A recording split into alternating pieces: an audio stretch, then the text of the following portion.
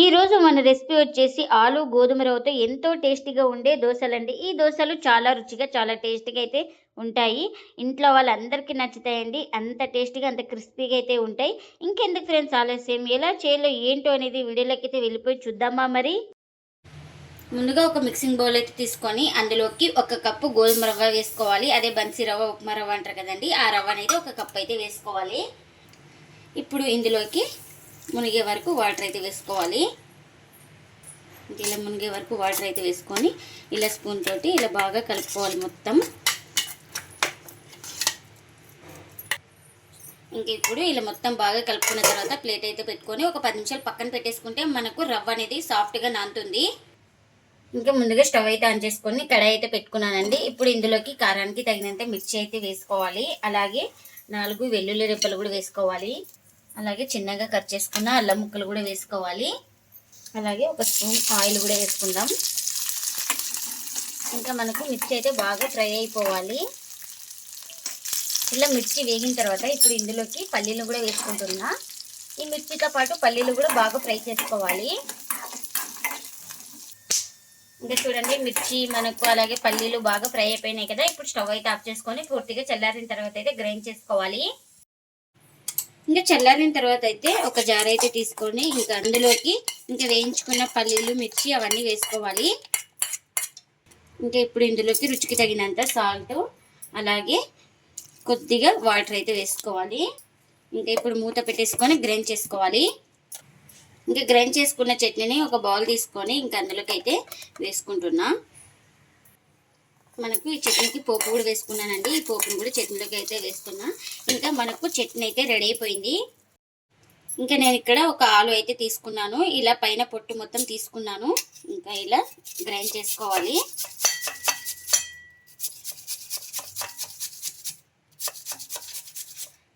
ఇంకా ఇలా గ్రైండ్ చేసుకున్నాను. ఇది బ్లాక్ అవ్వకుండా ఉండడానికి కాస్త సాల్ట్, అలాగే కొద్దిగా వాటర్ అయితే వేస్తున్నాను.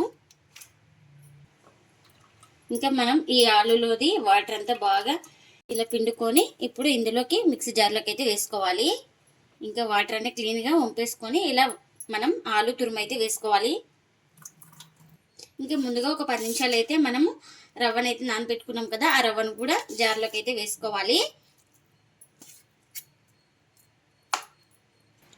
ఇంకా ఇప్పుడు ఇందులోకి 1/2 కప్పు పెరుగును కూడా వేసుకుంటున్నా.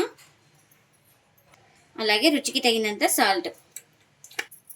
ఇంకా మనం మూత పెట్టుకొని స్మూత్గా గ్రైండ్ చేసుకోవాలి. ఇలా గ్రైండ్ చేసుకున్న దాన్ని ఒక బౌల్ తీసుకొని ఇంకా అందులోకి అయితే వేసుకుంటున్నాను. ఇలా స్మూత్గా గ్రైండ్ చేసుకోవాలి. ఇంకా ఇప్పుడు ఇందులోకి ఒక 1/4 టీ స్పూన్ దాకా వంట సోడాని అయితే వేసుకోవాలి.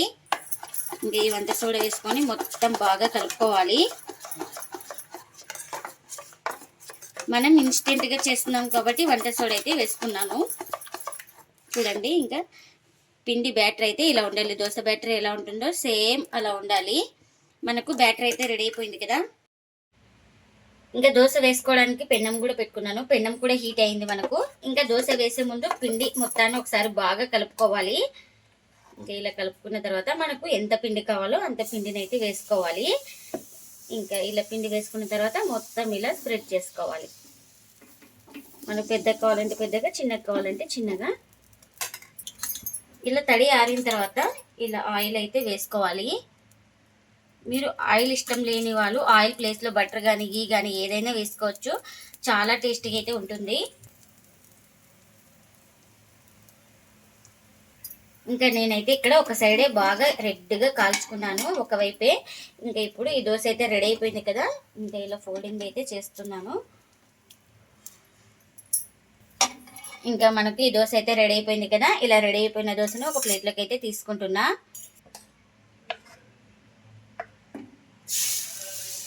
చూడండి మరొక గెరిట కింద అయితే వేసుకొని ఇలా దోశనైతే ప్రెస్ చేసుకోవాలి.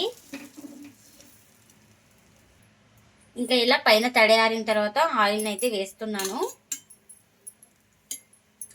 ఇలా ఆయిల్ వేసుకున్న తర్వాత మీరు ఒక సైడ్ కావాలంటే ఒక సైడ్ కాల్చుకోండి, 2 వైపులా కాల్చుకోవాలంటే 2 వైపులా కాల్చుకోండి. క్రిస్పీగా కావాలంటే మంటను అడ్జస్ట్ చేసుకుంటూ క్రిస్పీగా కాల్చుకోవాలి. దోశ అప్పుడే చాలా టేస్టీగా అయితే ఉంటుంది.